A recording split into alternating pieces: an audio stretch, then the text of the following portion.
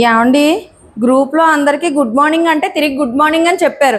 నాకు మాత్రమే జిఎం అని పెట్టడంలో మీ ఉద్దేశం? అదేం కాదులేవే, ఏదో పని ఒత్తిడిలో ఉండి నువ్వే కదా అని జిఎం అని పెట్టాను అంతే.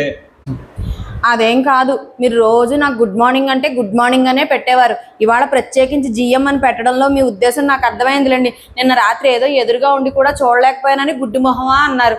అదే కదా ఇప్పుడు మీరు పెట్టారు, అంతేలేండి. ఓయమ్మా, నేను పెట్టిన దాంట్లో అంత అర్థం ఉందా?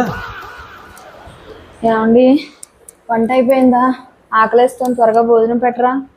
అరే ఏంట్రా ఇది? ఏమిటి ఇంటి పని వంట పని నాకు వదిలేసి ఇలా గుళ్ళు గోపురాలు తిరగడం ఏమైనా న్యాయంగా ఉందా? అదేంటండి, నేను గుళ్ళు గోపురాలు తిరిగి ఆ దేవుడికి ఈ దేవుడికి మొక్కుకునేది మీరు బాగుండాలనే కదా, మీకోసమే కదా నా తాపత్రయం. ఆ మాత్రం నా కోసం వండి పెట్టలేరా? సర్లే, నాకు తప్పదు కదా, వంట చేశాను, వచ్చి తిను.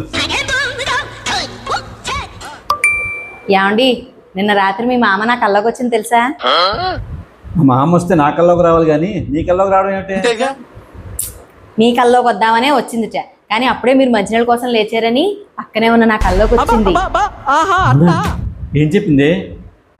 ఈ శ్రావణ మాసంలో 4 మంగళవారాలు 4 శుక్రవారాలు వస్తున్నాయి కదా, ఒక్కో వారానికి ఒక్కో చీర చొప్పున 8 చీరలు తీసుకోమ్మా అని చెప్పిందండి. మరి ఆగస్టు 15 కూడా తీసుకోమని లేదా? అబ్బా మీరు భలే పట్టేస్తారండి. మీ మామ ఏం చెప్పిందో కూడా, అధిక మాసానికి ఓ చీర, ఆగస్టు 15కో చీర కూడా తీసుకోమన్నారు. అన్నిటికీ డబ్బులు ఎవరు ఇస్తారట? మా మామ కళ్ళ ఇచ్చేసిందా? అబ్బా ఊరుకోండి, మీ కార్డు పట్టుకెళ్ళమంది. మీరు సిగ్గుపడకండి. మా అమ్మ నిన్ను కూడా వాడిసింది నా పిల్ల.